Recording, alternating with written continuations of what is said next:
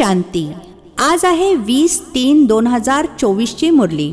महावाक्य आहे, गोड मुलांनो, तुम्हाला गुप्त खुशी झाली पाहिजे की आपण परमात्मा पित्याच्या युनिव्हर्सिटीचे स्टुडंट आहोत. भविष्य नवीन दुनियेचा वारसा प्राप्त करण्यासाठी शिकत आहोत. प्रश्न आहे, सदैव कोणत्या स्मृतीमध्ये राहिला तर दैवी गुण धारण होत राहतील?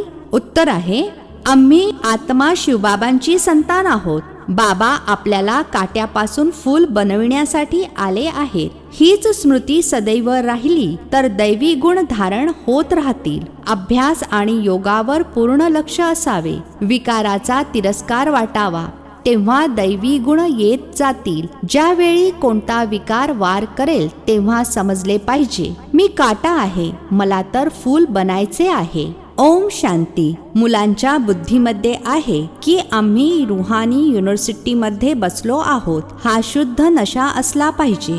शाळेमध्ये जसे साधारण रीतीने बसतात तसे इथे बुद्धू होऊन बसायचे नाही. बरीच मुले बुद्धू असल्याप्रमाणे बसतात. आठवण राहिली पाहिजे, ही उच्च ते उच्च परमपिता परमात्म्याची युनिव्हर्सिटी आहे. त्याचे आपण स्टुडंट आहोत. तर तुम्हाला किती शुद्ध गर्व असला पाहिजे. ही आहे गुप्त खुशी, गुप्त ज्ञान. प्रत्येक गोष्ट गुप्त आहे.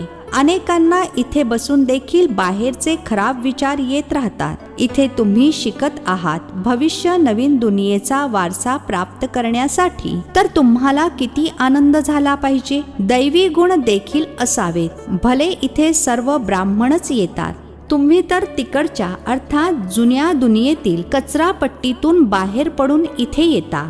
तर तुम्हा मुलांना किती आनंदामध्ये राहिले पाहिजे. सारी दुनिया यावेळी घाणीमध्ये बरबटलेली आहे. कुठे कलयुगी घाण आणि कुठे सतयुगी फुलांचा बगीचा. कलयुगामध्ये एकमेकांना काटे टोचत राहतात, अर्थात दुःख देत राहतात. तुम्हाला तर आता फूल बनायचे आहे. तर किती आनंद झाला पाहिजे. आता आपण फूल बनतो. हा बगीचा आहे. बाबांना बागवान म्हटले जाते. बागवान येऊन काट्यांना फूल बनवतात. हे तर मुलांना समजले पाहिजे की आपण कोणत्या प्रकारचे फूल बनत आहोत. इथे बगीचा देखील आहे. मुरली ऐकून मग बगीच्यामध्ये जाऊन त्या फुलांशी स्वतःची तुलना करा की आम्ही कोणते फूल आहोत. आम्ही काटे तर नाही आहोत.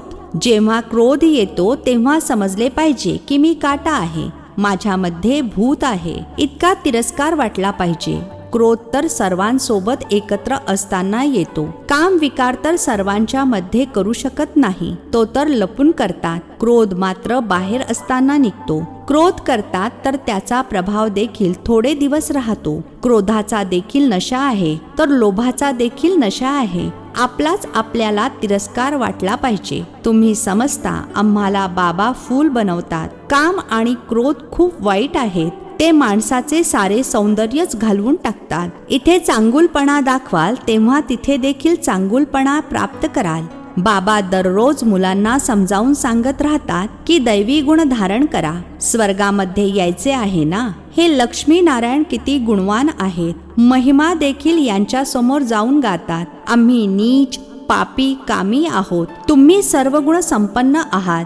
तुम्ही समजावून सांगता देखील की स्वर्ग आहे फुलांचा बगीचा आणि नरक आहे काट्यांचे जंगल. शिवबाबा स्वर्ग स्थापन करतात, रावण नरक बनवतो. विचार केला पाहिजे की मी आत्मा बाबांची संतान आहे. माझ्यामध्ये घाण अर्थात विकार कुठून आले. जर कोणताही विकार असेल तर बाबांचे नाव बदनाम कराल. क्रोध कराल तर जणू बाबांची निंदा कराल. क्रोधाचे भूत आले आणि बाबांना विसरले. बाबांची आठवण असेल तर कोणतेही भूत येणारच नाही. जर कोणाच्या मनाला दुःख देत असाल तर त्याचा देखील परिणाम होतो. एकदा जरी क्रोध केला तरी 6 महिन्यांपर्यंत सर्वांच्या बुद्धीमध्ये राहणार की हा क्रोधी आहे. मग मनातून उतरतात. बाबांच्या देखील मनातून उतरतात. हे दादा अर्थात ब्रह्मा बाबा देखील विश्वाचे मालक बनतात. यांच्यामध्ये देखील जरूर कोणत्या कला असतील, परंतु कोणाच्या भाग्यामध्ये नसेल तर पुरुषार्थ करणार नाहीत. किती सोपा पुरुषार्थ आहे. फक्त बाबांची आठवण करा तर आत्मा स्वच्छ बनेल. इतर कोणताही उपाय नाही. यावेळी तर कोणीही राजऋषी नाहीये. राजयोग शिकविणारे एक बाबाच आहेत. मनुष्य मनुष्याला सुधारू शकत नाही. बाबा येऊन सर्वांना सुधारतात. जे एकदम चांगल्या रीतीने सुधारतात ते सतयुगामध्ये पहिले पहिले येतात. तर कोणतीही खराब सवय असेल तर सोडली पाहिजे. पूर्णपणे अभ्यासावर, योगावर लक्ष दिले पाहिजे. हे तर जाणता सर्वच काही एकसारखे उच्च बनणार नाहीत, परंतु बाबा तर पुरुषार्थ करायला लावतील. जितका होईल तितका पुरुषार्थ करून उच्च पद प्राप्त करा, नाही तर कल्पकल्पांतर प्राप्त करू शकणार नाही. बाबा वारंवार समजावून सांगत राहतात की बाबांची आठवण करा तर विकार रूपी कचरा निघून जाईल. ते संन्यासी तर हठयोग शिकवतात. असे समजू नका की हठयोगाने आरोग्य चांगले होते. ते कधीही आजारी पडत नाहीत. नाही, ते सुद्धा आजारी पडतात. भारतामध्ये जेव्हा लक्ष्मी नारायणाचे राज्य होते तेव्हा सर्वांचे आयुष्य जास्त होते, हेल्दी वेल्दी होते. आता तर सर्व एकदमच कमी आयुष्यवाले आहेत. भारताला असे कोणी बनवले हे कोणीही जाणत नाही. एकदम घोर अंधारामध्ये आहेत. तुम्ही कितीही समजावून सांगा, परंतु त्यांना समजावून सांगणे खूप अवघड आहे. तरी देखील साधारण गरीबच समजून घेण्याचा प्रयत्न करतात. इथे कोणी लखपती आहे का? आजचे लाख देखील काही मोठी गोष्ट नाहीये. आज लखपती तर खूप आहेत, त्यांना देखील बाबा साधारण म्हणतात. आज तर करोडपतीची गोष्ट आहे. लग्नामध्ये देखील किती खर्च करतात. तुम्हा मुलांनी मोठ्या युक्तीने समजावून सांगायचे आहे, जेणेकरून कोणाला तीर लागेल. मोठ्या मोठ्या व्यक्ती कोणी MP इत्यादी येतात तर खूप खुश होतात, परंतु एकातही ताकद नाही जो आवाज करू शकेल. तुम्ही समजावून सांगता तर खरे, परंतु यथार्थपणे समजून न घेताच निघून जातात. उच्च ते उच्च भगवान, उच्च ते उच्च हा वारसा. लक्ष्मी नारायणाला हा स्वर्गाचा वारसा कोणी दिला? हे कुठले रहिवासी आहेत हेच बऱ्याच जणांना कळत नाही. म्युझियम मध्ये समजून घेण्यासाठी बरेच जण येतात. सेवेचा चान्स चांगला आहे, परंतु योग नाही आहे. बाबांची आठवण करतील तर प्रफुल्लित देखील होतील की आपण कोणाची संतान आहोत. किती मुले नियमानुसार शिकत नाहीत. बाबांसोबत योगच नाहीये. संपूर्ण तर कोणी बनलेले नाही, नंबरवार आहेत. मुलांनी एकांतामध्ये बसून बाबांची आठवण करायची आहे. अशा बाबांकडून आम्ही स्वर्गाचा वारसा प्राप्त करतो. या दुनियेमध्ये आम्हीच सर्वात पतित बनलो आहोत. मग आता आम्हालाच पावन बनायचे आहे. हे व्यवस्थित लक्षात ठेवायचे आहे. बाबा प्रत्येक गोष्टीसाठी मत तर देतात की असे असे करा.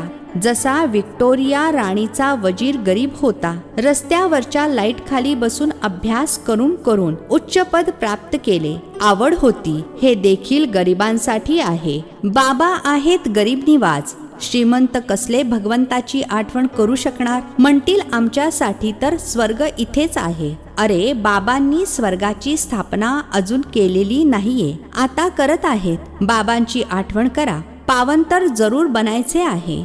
मुलांनी युक्ती शोधून काढायची आहे. कसे कोणाला समजावून सांगावे की भारताचा प्राचीन योग परमपिता परमात्म्याशिवाय दुसरा कोणीही शिकवू शकत नाही. हठयोग आहे निवृत्ती मार्गवाल्यांसाठी. बाबा समजावून सांगत राहतात. जेव्हा कोणाचे कल्याण व्हायचे असेल तर मग लिहितील देखील असे. अजून वेळ आहे तर कोणाच्याच बुद्धीमध्ये येत नाही. तुमचे हे आहे ईश्वरीय मिशन. तुम्हाला मनुष्यांना देवता बनविण्याची सेवा करायची आहे. दुनियेमध्ये तर अनेक प्रकारची मते उदयास येत राहतात, तर त्यांचे किती नाव होते. अंधश्रद्धा किती आहे. रात्रंदिवसाचा फरक आहे. तुम्हा ब्राह्मणांमध्ये देखील रात्रंदिवसाचा फरक आहे. कोणी तर काहीच जाणत नाहीत. आहे तर खूप सोपे. स्वतःला आत्मा समजा. बाबांची आठवण करा तर पापे नष्ट होतील. दैवी गुण धारण करा तर असे बनाल. दवंडी पिटवत राहा. देह अभिमान नसेल तर ढोल गळ्यामध्ये घालून सर्वांना सांगत राहा की बाबा आले आहेत. ते म्हणत आहेत माझी आठवण कराल तर तुम्ही पतितापासून पावन बनाल. हा संदेश घराघरामध्ये द्यायचा आहे. सर्वांवर कट अर्थात गंज चढलेला आहे.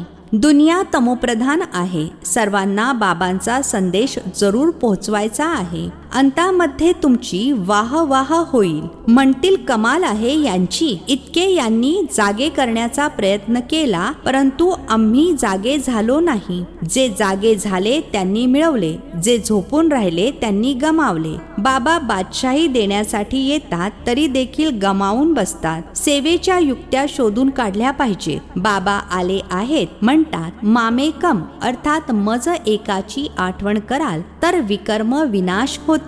पवित्र बनून पवित्र दुनियेचे मालक बनाल. जर आठवण केली नाहीत तर पापे भस्म होणार नाहीत. अजिबात गंज राहू नये, तेव्हा उच्च पद प्राप्त करू शकाल. नाही तर पद देखील कमी, सजा देखील भोगावी लागेल. सेवेची चांगली संधी आहे. चित्रे सोबत घेऊन गेल्यास चांगली सेवा करू शकाल. चित्रे अशा पद्धतीने बनवली पाहिजे जी खराब होणार नाहीत. ही चित्रे खूप चांगली वस्तू आहे.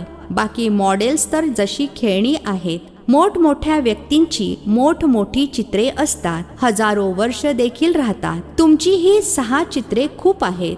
तुम्ही बोला हे सृष्टीचे चक्र कसे फिरते हे आम्ही तुम्हाला समजावून सांगतो. या चक्राची आठवण केल्याने तुम्ही चक्रवर्ती राजा बनाल. बॅज देखील खूप चांगला आहे, परंतु मुलांना याची किंमत समजत नाही आहे. यावर देखील तुम्ही समजावून सांगत राहाल तरी देखील तुमची खूप कमाई होईल. हा बॅज तर असा आहे जो छातीला लावलेला राहावा. हे बाबा या ब्रह्माद्वारे हा वारसा देतात. ट्रेनमध्ये देखील फेऱ्या मारून हे समजावून सांगत राहा. लहान मुले देखील करू शकतात. तुम्हाला कोणी मनाई करू शकणार नाही. हा बॅच अशी वस्तू आहे. हिरे माणके, फळे फुले, महाल सर्व काही यामध्ये सामावलेले आहे, परंतु मुलांच्या हे लक्षात येत नाही. बाबांनी बऱ्याचदा समजावून सांगितले आहे की सोबत चित्र जरूर ठेवा. तुम्हाला कोणी उलटे सुलटे सुद्धा बोलतील. श्रीकृष्णाला देखील शिवी मिळाली ना, पळवून नेत होते, असे करत होते, परंतु त्यांना देखील पट्टराणी बनवले ना. विश्वाचा मालक बनून मग असे काम थोडेच करतील. या ज्ञानामध्ये शुद्ध नशा खूप असला पाहिजे. आपल्याला वाटते लवकर विनाश व्हावा, मग म्हणतात आता तर बाबा सोबत आहेत. बाबांना सोडून दिले तर मग बाबा 5000 वर्षांनंतरच भेटतील. अशा बाबांना आपण कसे सोडायचे? बाबांकडून तर आपण शिकत राहावे. हा आहे ब्राह्मणांचा सर्वश्रेष्ठ जन्म. असे पिता जे आपल्याला राजाई देत आहेत. नंतर तर आपण त्यांना भेटणार नाहीत, परंतु गंगेवर राहणाऱ्यांना त्याची फारशी किंमत वाटत नाही. बाहेरचे लोक किती महत्त्व देतात. इथे देखील बाहेरचे किती बलिहार जातात. जर योगाचे बळ नसेल तर कोणालाही समजावून सांगण्याचा परिणाम होत नाही. काहीच समजत नाही. येतात खूप, लिहितात, असे समजावून सांगितले, म्हणतात खूप छान आहे. बाबा समजून जातात यांनी ऐकले असे जसे ऐकलेच नाही. जरा देखील समजलेले नाहीये. बाबांना जाणले नाही आहे. जर काही समजले असेल तर अशा बाबांसोबत कनेक्शन तर ठेवा. चिठ्ठी लिहा तर लगेच तुम्हाला विचारतील की अशा बाबांना तुम्ही कशी चिठ्ठी लिहिता, आम्हाला सांगा. शिव बाबा केअर ऑफ ब्रह्मा लगेच लिहायला सुरुवात करतील. हा तर रथ आहे ना, परंतु जास्त किंमत तर त्यांची आहे जे यांच्यामध्ये प्रवेश करतात. सेवा करून करून बऱ्याच मुलांचे गळे सुकून जातात, परंतु योग नसेल तर तीर लागत नाही. याला देखील ड्रामाच म्हणणार. बाबांना जाणले तर मग बाबांना भेटल्याशिवाय राहू शकणार नाहीत. ट्रेनमधून येताना देखील योगयुक्त होऊन यावे. आम्ही बाबांकडे जात आहोत. ज्याप्रमाणे विदेशातून येतात तर पत्नी, मुले, बाळे सर्वांची आठवण येते. इथे तर आपण कोणाकडे जात आहोत? तर वाटेत किती हर्षित झाले पाहिजे. सेवा करत करत आले पाहिजे. बाबा आहेत सागर, पाहतात मुले फॉलो करत आहेत. ज्ञानाच्या लाटा उसळतात तर पाहून खुश होतात. हा तर खूप चांगला सपूत मुलगा आहे. पहाटे आठवणीच्या यात्रेचा खूप फायदा होतो असे देखील नाही. फक्त पहाटेलाच आठवण करायची आहे. उठता बसता खाता पिता आठवण केली, सेवा केली तर तुम्ही यात्रेवर आहात. अच्छा, गोड गोड खूप खूप वर्षांनंतर भेटलेल्या मुलांप्रती मात पिता बापदादांची प्रेमपूर्वक आठवण आणि सुप्रभात. आत्मिक पित्याचा आत्मिक मुलांना नमस्ते. आम्हा आत्मिक मुलांचा आत्मिक पित्याला नमस्ते. धारणेसाठी मुख्य सारांश आहे पहिला पॉइंट आहे, कोणाच्याही मनाला दुःखी करायचे नाही. आतमध्ये कोणतेही भूत असेल तर तपासून त्याला काढून टाकायचे आहे. फूल बनून सर्वांना सुख द्यायचे आहे. दुसरा पॉइंट आहे, आपण ज्ञानसागराची मुले आहोत तर आतमध्ये सदैव ज्ञानाच्या लाटा उसळत राहाव्या. सेवेच्या युक्त्या रचायच्या आहेत. ट्रेनमध्ये देखील सेवा करायची आहे. त्याच सोबत पावन बनण्यासाठी आठवणीच्या यात्रेवर देखील राहायचे आहे. आजचे वरदान आहे, आठवण आणि सेवेच्या बॅलन्सद्वारे बाबांच्या मदतीचा अनुभव करणारे ब्लेसिंगचे पात्र आत्मा भव. आठवण आणि सेवेच्या बॅलन्सद्वारे बाबांच्या मदतीचा अनुभव करणारे ब्लेसिंगचे पात्र आत्मा भव. स्पष्टीकरण, जिथे आठवण आणि सेवेचा बॅलन्स अर्थात समानता आहे तिथे बाबांच्या मदतीचा विशेष अनुभव होतो. ही मदतच आशीर्वाद आहेत, कारण बाप दादा अन्य आत्म्यांप्रमाणे आशीर्वाद देत नाहीत. बाबा तर आहेतच अशरीरी, तर बाप दादांचे आशीर्वाद आहेत. सहज स्वतः मदत मिळणे, ज्यामुळे जी असंभव गोष्ट आहे ती संभव होईल. हीच मदत अर्थात आशीर्वाद आहेत. असे आशीर्वादांचे पात्र आत्मा आहात, जे एक कदम मध्ये पदमची कमाई जमा होते. स्लोगन आहे, सकाश देण्यासाठी अविनाशी सुख, शांती आणि खऱ्या प्रेमाचा स्टॉक जमा करा. सकाश देण्यासाठी अविनाशी सुख, शांती आणि खऱ्या प्रेमाचा स्टॉक जमा करा. अच्छा, ओम शांती. नवनवीन मराठी व्हिडिओज प्राप्त करण्यासाठी सबस्क्राईब करा मराठी गॉड रिपोर्ट चॅनलला.